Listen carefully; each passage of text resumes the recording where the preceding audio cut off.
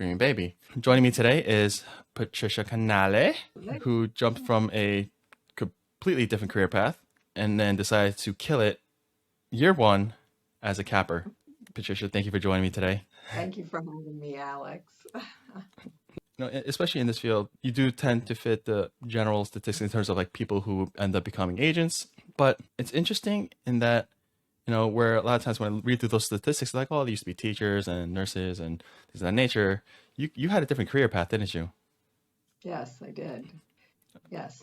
So I spent decades in higher ed. I was a higher ed administrator for a number of different institutions that you, I'm sure, are very well aware of. If I mention them, we don't need to bring them into the conversation. But so I ran operations. I was an operations person. I ran teams of people. I had significant deadlines on a regular basis. I was a very busy person. People who do the kind of work that I did generally are very, very busy. And so, yes, it was a completely different career path. I mean, what I do realize in life is that there are a lot of things that intersect and intertwine, but the the I guess the basis of the work that I did was very different than the work that I'm doing now. I mean, without getting into like, I guess, overly specific, but like, what were some of the jobs and skill sets that you needed to perform, your previous job? So I organization was key. Being able to manage multiple functions at the same time was integral to the position. Hmm. Being able to address topics squarely, fairly, knowledgeably. These were very key features that were required of a person who did my job. I had to address people at all levels, from students to upper level administration, including the president of the institution. So you need to be able to be flexible, flexible in terms of your ability to communicate to everyone. And I was an information source. My team and I, that's what we did. We were resources for the institution. So we had to be on our game. There was never a time that couldn't, we could chill out, relax. You know, we were on all the time. And because people depended on us. And that was an important part of what I did every day, is to keep people motivated to be on all the time. And what Mhm. were some of those, one of the challenges of being in that position that you were in? Like, what were the key, like, if you had a top three?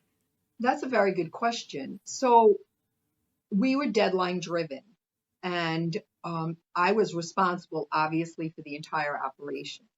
So one of the challenges was to keep people motivated, to keep them on target, to meet those deadlines. And these were deadlines. These were not just self-imposed deadlines. These were deadlines established by the federal government that we were required to report on. So you had to keep every member of your team on task so that we could effectively do that. And that was not always easy to do. And the other thing is, there were life things that happened in an office. There's where people feel disgruntled or sad or unappreciated. So it was a challenge to meet everyone where they were at the time, where they're um, to meet their needs, where they were, to address their issues, keep them motivated, keep them on target. It seems that that whole motivation thing seems to be a large part of what I used to do. And I feel that was in fact true.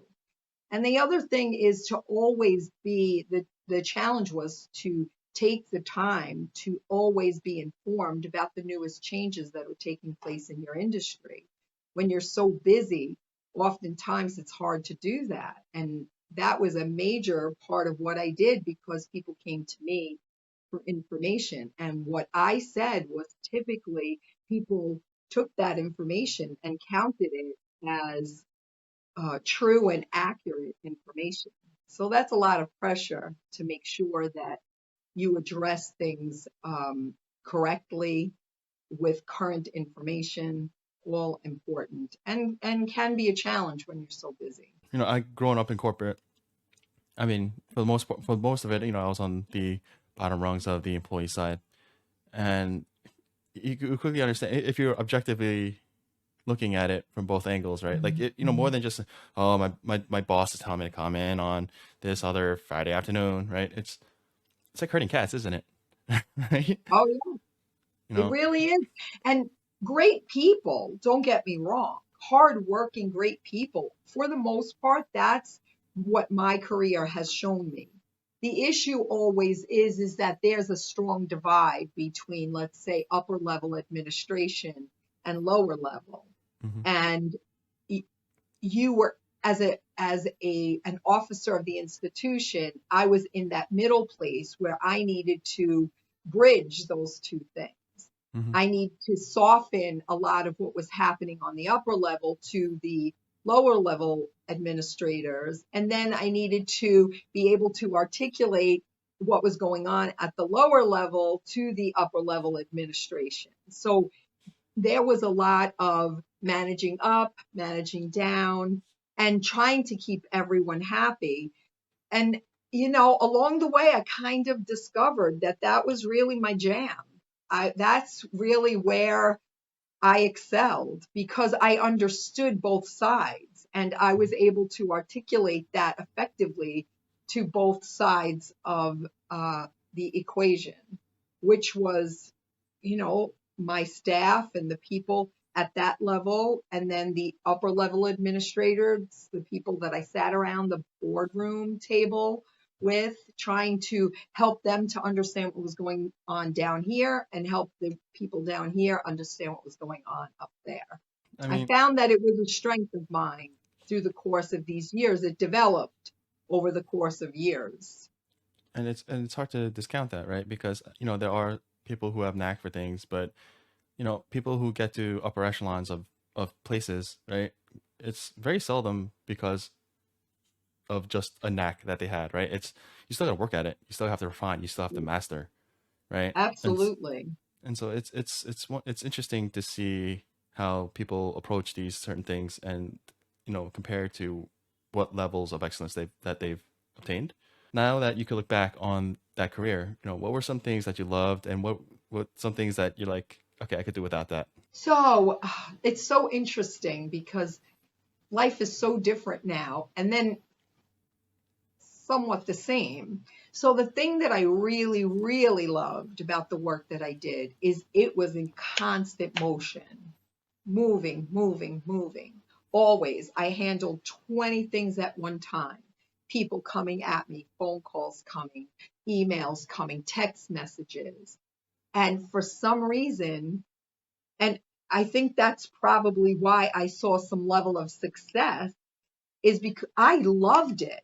When the harder that got, the better I got at it. Whereas some people, it would feel like overwhelming and they would just check out. All of my senses became, it's just, I got better at doing it. And really, I got excited over it. And then, seeing the result of that work, finding, especially that was highlighted during the COVID period where so much changed so quickly. It really highlighted my ability to really jump in and get things going on a dime.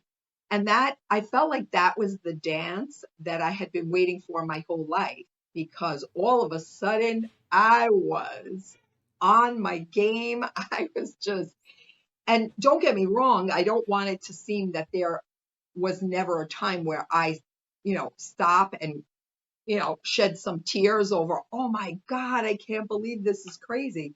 But in the end, if I had to say anything about that kind of work, is that I just love it.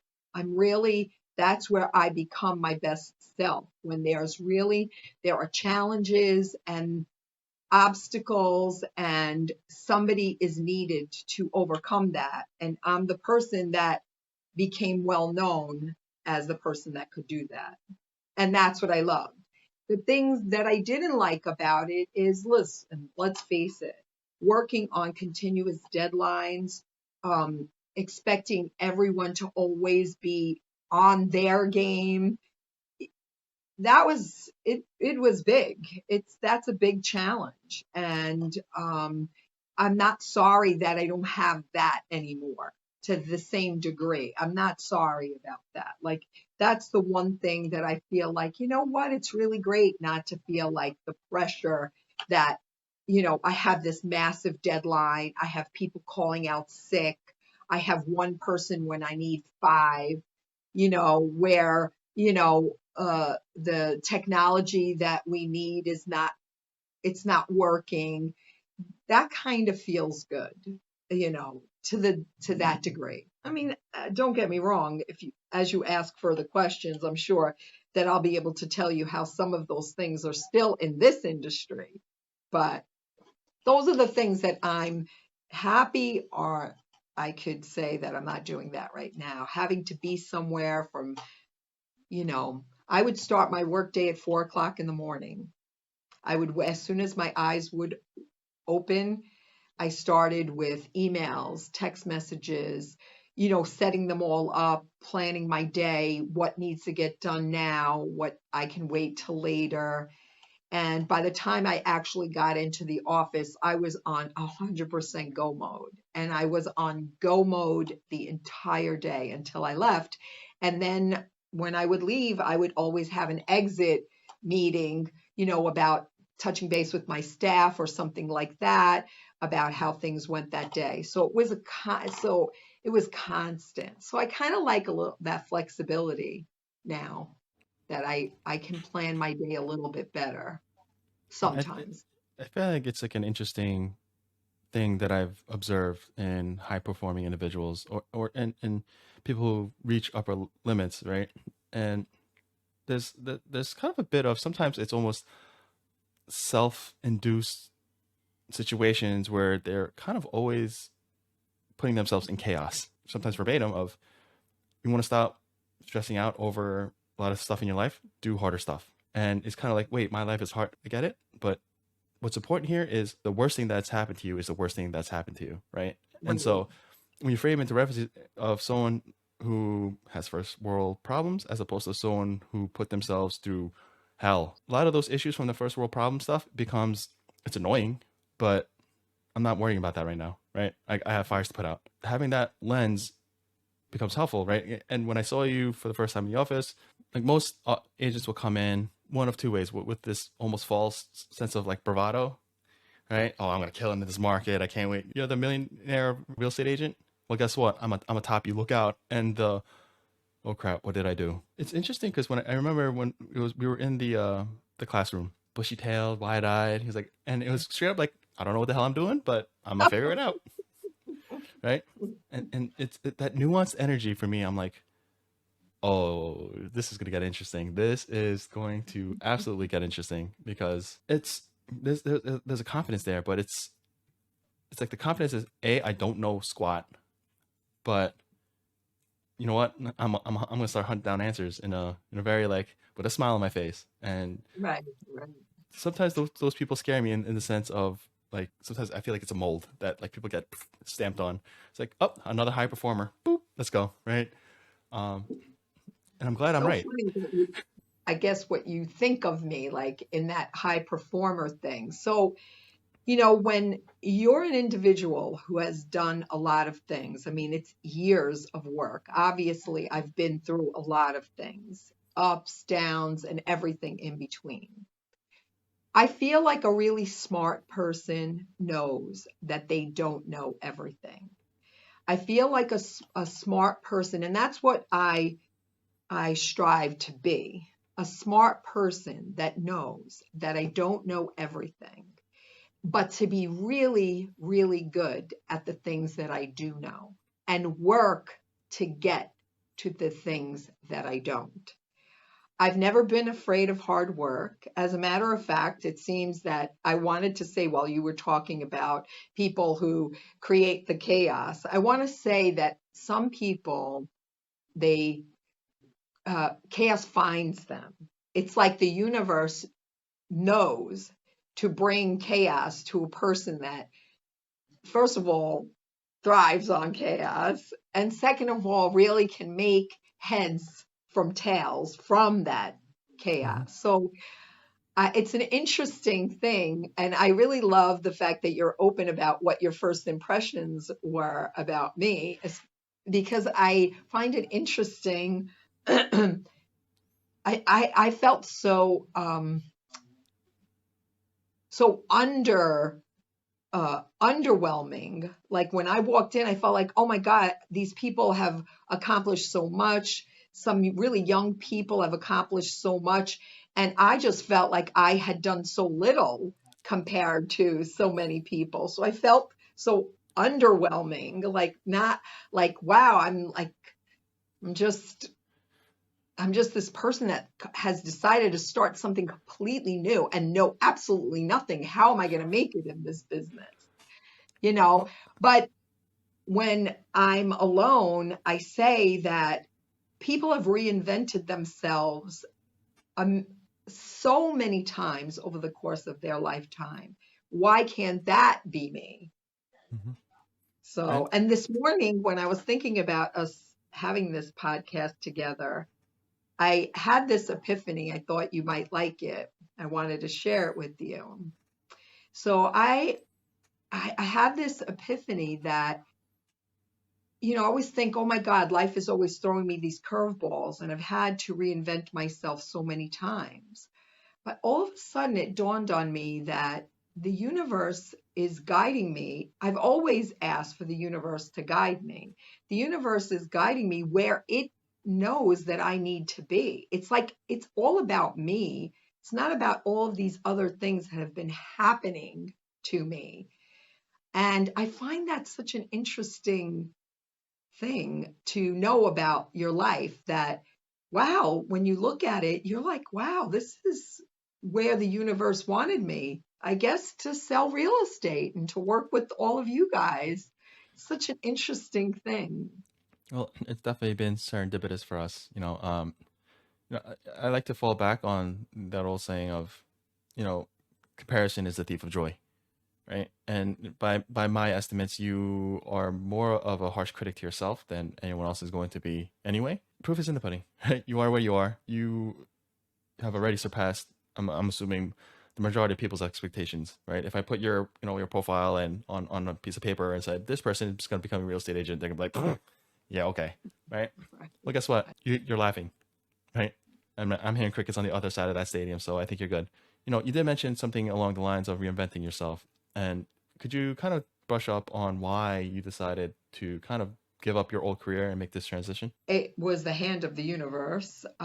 During the whole COVID experience, there were massive layoffs at the institution I was working at, and I was one of the people because I was relatively new there.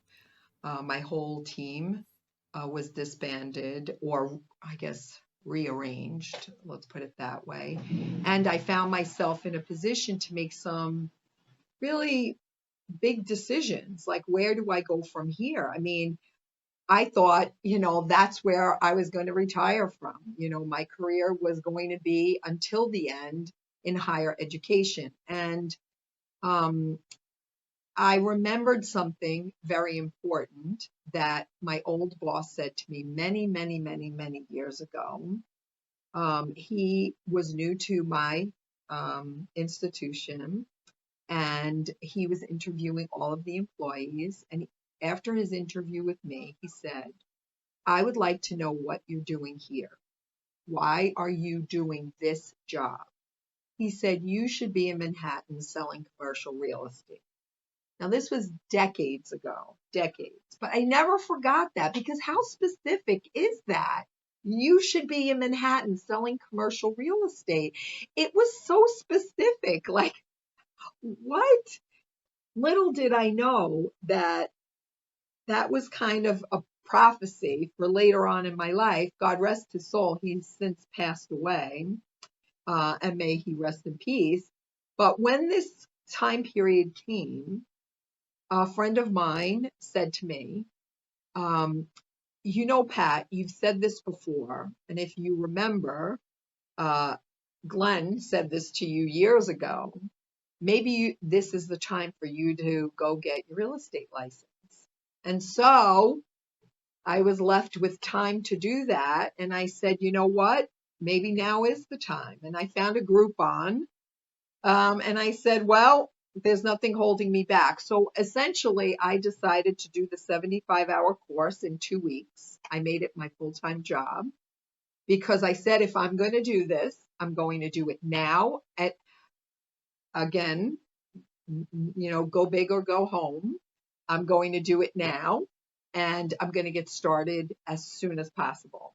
And so that's what I did. I did the classes. I did it all day, every day for 2 weeks, and started my new life as a real estate professional. And And that's talk about reinvention there. that's not even a 180. That's just a completely different lane, you know? I know, I know. And so, I mean, that's an interesting way how certain ideas get seeded, right? um, Yep, it and really is. it's interesting because my path in terms of how to get through the licensure. I mean, I feel like everyone goes to that Groupon mix, right? And thankfully now, we do. Keller Williams has rolled out a licensing course. So Yep. for anyone interested, if you want to sign up for a free real estate licensure course, reach out to me, reach out to Patricia. We'll get you guys set up. It's interesting. It is.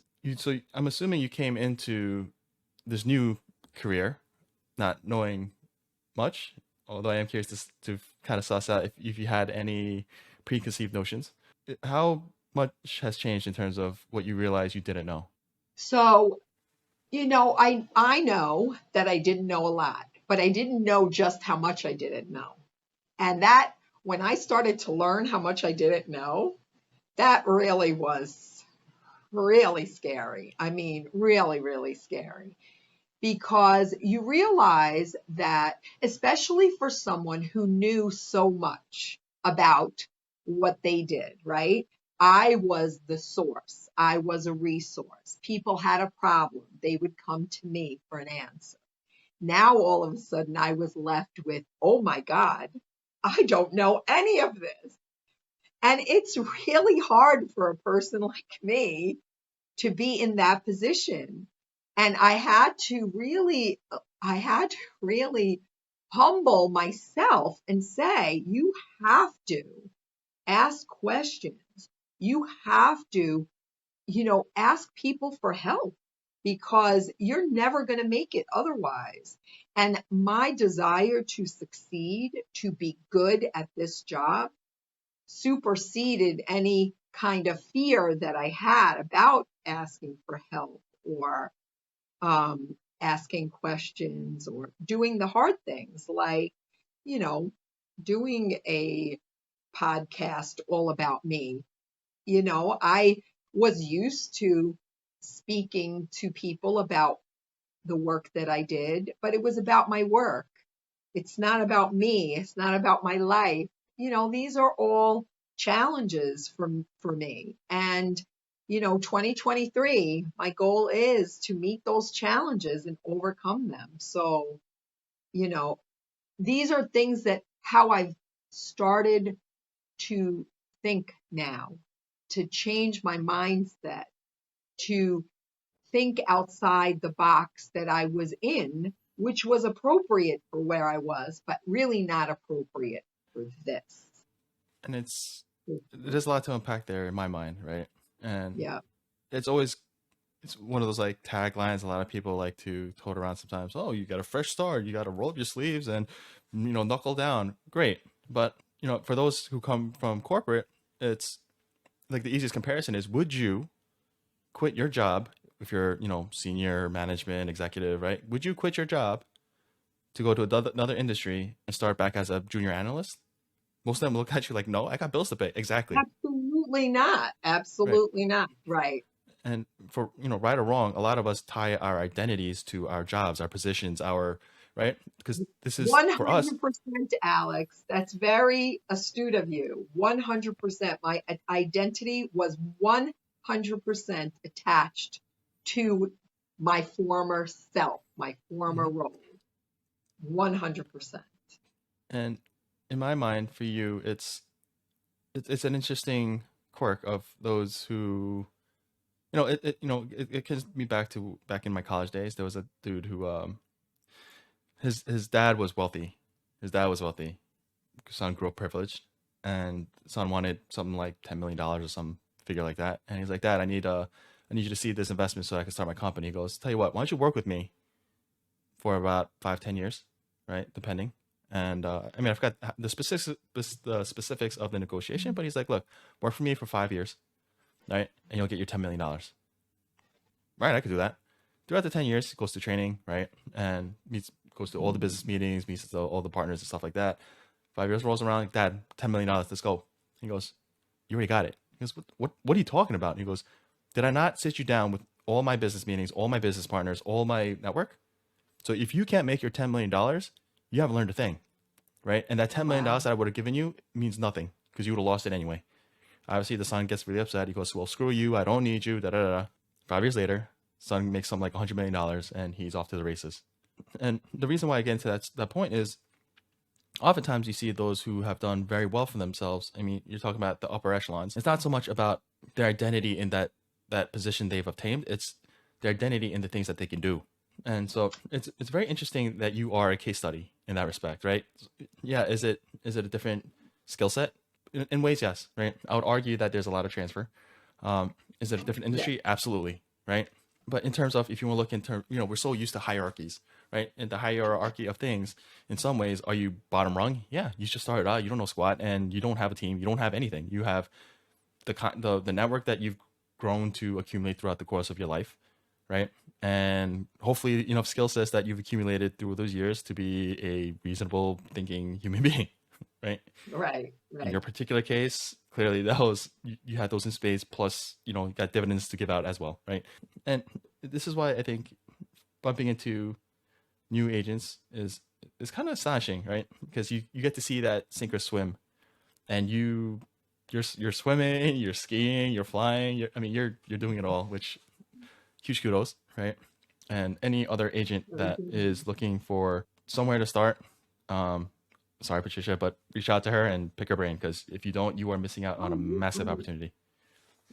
I'm very happy to speak to anyone at any time. After all, this is a service profession. I've worked in a service profession my entire life. So it's not ever about self, it's about service. And self gets taken care of.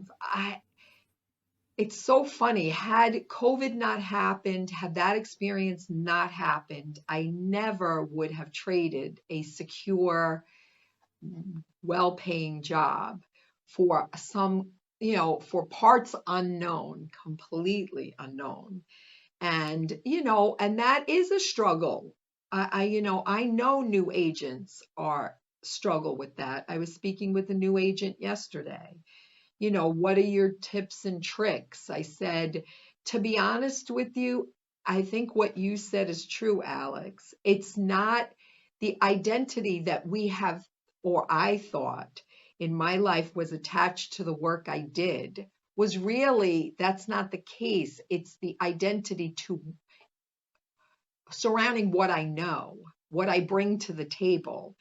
And I have to say that confidence, I think you can't shake that confidence. Once you have it, you have it. Because I knew for me, the thing that I needed to do to succeed at all was to become knowledgeable in this arena. So I went to all of the classes. I went to all of the classes. I asked questions.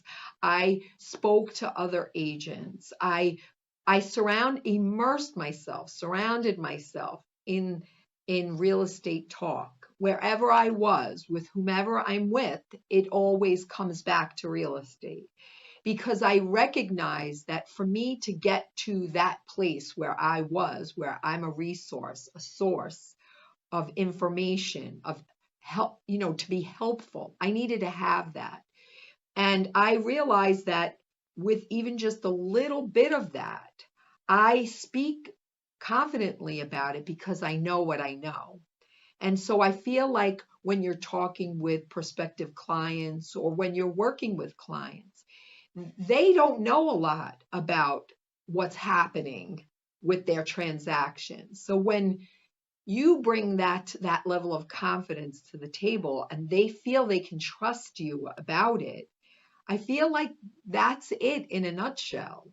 It's that you're providing more than just the ability for them to sell their property or buy a property. You're providing them with security in that whole process.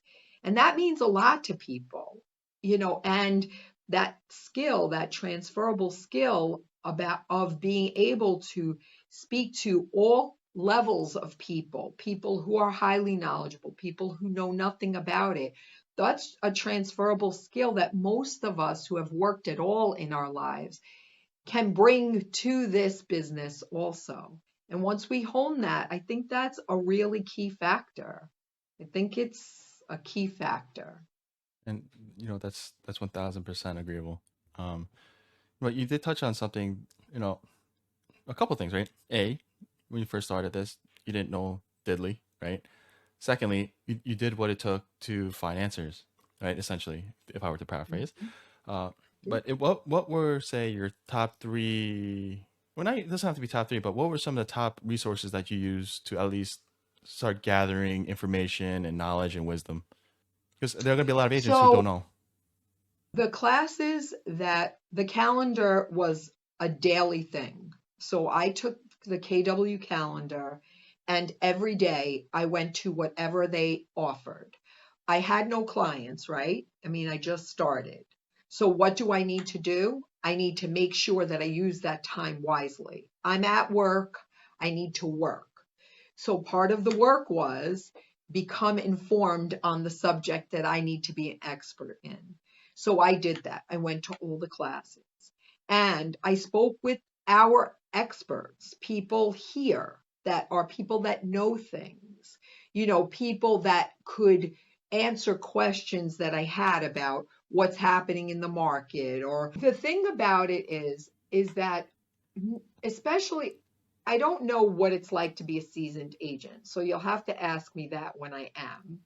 But especially for new agents, there's a lot of noise that goes on in our heads, especially when you have someone like me who has had a very long career and has a lot of resources. I knew who to call, when to call, how to get the job done, whatever it was, I had people somewhere that could help me. And now I'm at ground zero, right? I have nothing. I'm trying to figure it all out. Productivity coaching for me was that resource that I knew I could depend on anytime I needed it. And especially to help me with the noise that goes on in my head, which is, I don't know what I'm doing. This all, filling out these papers, it's so frustrating. I don't understand, our system. I mean, there's a million things. And basically, I mean, he said the same thing over and over and over again. But I had to hear it, which is, just stop. Stop yourself. Stop right now, Pat. Stop. He said, all of that is well and good, but there's only one thing that you have to focus on because without that, you have no business. And that is lead generation. I mean, the key to our success is our ability to get work. Work doesn't come to you, you have to go get it. And when you're so bogged down, like I get, it's not over. I get bogged down with every other thing. It takes the focus away from the thing that I need to be doing.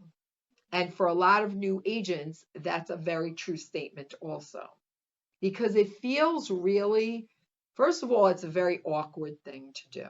A lot of, a lot of lead generation, especially for new agents, is, calling people and speaking to them, whether it's your people that which in the business is your sphere of influence, right? Or it's strangers. calling up strangers and asking if we could be of any help. It's a tough thing to do.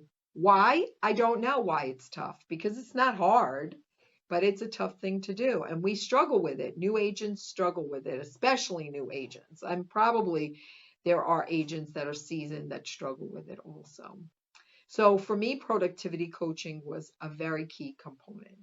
And then, to be honest with you, my first business came from putting something out on Facebook to the people that I knew on Facebook, where I just told them in a pat kind of way that I was now a licensed realtor and call me if they needed help. And that's where I got my first client, and they were terrific. And I learned a lot, but I taught them a lot too. And that made me feel good because that's what I like to do. So it became a very rewarding experience. And then, from there were other things, clearly. I mean, like I had an agent in the office help me out. She wasn't unable to do something, and so she gave it to me, and that opened up another avenue for me. So there's a lot of things that need to be done. We get stuck. We get stuck in our own minds, and that prevents us from doing it. And I know for me, having been busy, I had quite a number of transactions as a new person. Granted, it's nothing compared to a seasoned agent, but for a new person, I had quite a number of transactions. And that, to me, that's momentum because I love being busy. As I told you before, the the busier I am, the more I have to do, the better I get. And so, if I had to give new agents any piece of advice, it's to recognize what you need as quickly as possible and get that. Like, go for that. If it means productivity coaching, which I don't see why it wouldn't, Mm-hmm. use it.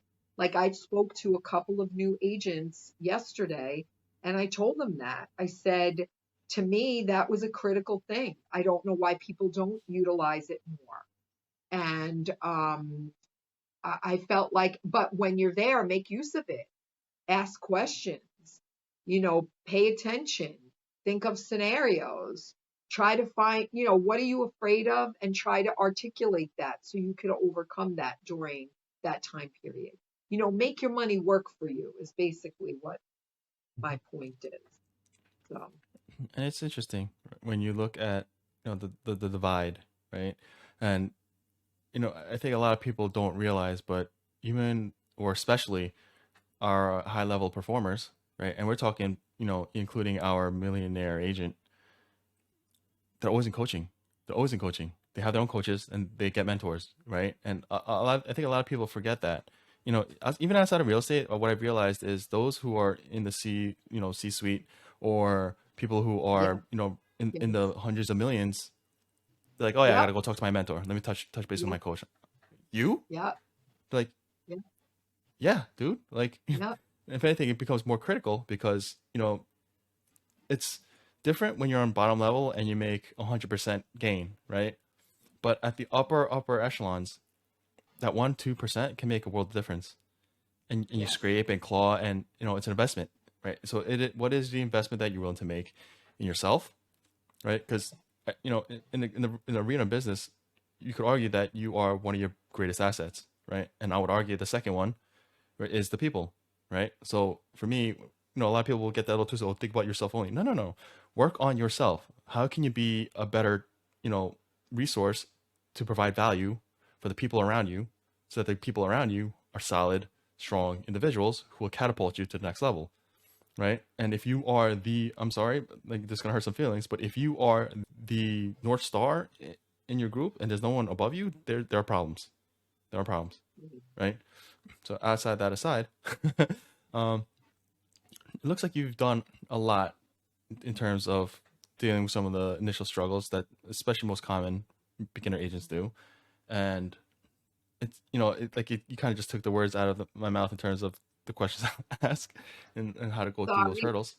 No, I mean this is brilliant because I think a lot of people tend to forget what their struggles were, and sometimes it's like the things that you kind of gloss over. And you realize, wait, no, that was what got it to work, right? And oftentimes people think of these grandiose things. It's the little things, right? The fundamentals is what matters. If you were to leave someone with a little bit of advice, right? Of like, Pat, I'm like trying to wrap my head around making a jump from another career, another phase of life, new chapter.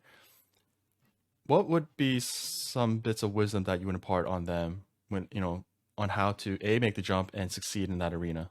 I think that most people don't know what goes on in the real estate business. So people have a different idea of it. Those people that want to get into it, I don't think they realize the degree of expertise or challenges even that someone has to go through as an agent. Earning your business, your work in every single transaction, that's tough. It is a tough thing and people need to be prepared for that. But in general, like if I were going to say something to somebody about making a change in life, a life choice, what this morning when I was thinking about, our what potentially could be our discussion today, I thought about how many times I reinvented myself in the course of my lifetime. And I will tell you, it shocks me to think of how many times I've had to, I'm following a path, and all of a sudden, guess what? Curveball, change paths, reinvent who you are to suit your next phase of life, right? A lot of times I did it with my hair, believe it or not. Other people, but women are very, particular about their hair, and often they're too afraid to change it. And I looked back over my life and saw how many times I changed my hair from style to color to long to short. And I realized I was always trying to reinvent, to to be in a new place in my life. And when it came to my personal life and my professional life, I did it often and I embraced it. And people would say to me, I worked for my one place for almost 30 years. And people say, do you regret leaving there? And I said, no, I loved it there. And I loved the people that I work with. And I'll never feel anything but love for that. But it was time for me. It was time for a long time for me. A long time before that. I didn't move because I had a child and his life was more important than mine at that time. But as soon as he became a person who could stand on his own 2 feet, I made the change because I knew change was necessary for me. And then when an opportunity came where I was recruited out of that job for another job, a more important job, a bigger job, a more high paying job, I took that opportunity. I don't look back and regret that at all. So I would say to people, be prepared because changes change you. They force you to change. They make you different than you were before. And if you can accept that, I say go for it. I mean, we have, YOLO. You live only once. I mean, enjoy the life that you're living in, make it matter to you, make it count. You know, it's scary, truthfully. It's scary. So for people who tell you otherwise, I don't think they're being truthful. It's very scary. And sometimes I lay in my bed at night, even in this job, going, what did I do? I mean, how am I going to do it? And then I say, I'm reminded that it's one step at a time, one day at a time. Stop the noise, change the mindset, because you change the mindset, you change the action, right? So if you want something to change, something has to change. I mean, I know those are all cliches, but they're true. If you want something to change, something has to change. So what I did last year was not good enough for this year because that was good enough for last year, but not good enough for this year. So if I want something to change this year, I have to change something this year. And so that's my goal. It's a year of change. You know, I thought that I was done with all my changes, but I'm not done. And I guess the reality is I don't want to be done either, because change makes me strive for better and more. And that's what I'm looking for in this new change of life, you know, a new phase of life. I love it. I love it. I love it. Hmm. Uh, so for the agents that have, the new agents who have those grandiose or delusions of grandeur, take Right. notes. Take notes. And I'm not one to say it's not possible. What I'm saying is it's going to take some work and some proper steps, right? Do your homework. Yeah. And I feel like I say this with all the guests, but I think it's because the guests that I like to ask fascinate me. But at some point, I will want you on again at some point. But in the meantime, where can people find you? Oh, so I am always available. I have that kind of open policy. I like to speak with people, and I know what it's like to struggle.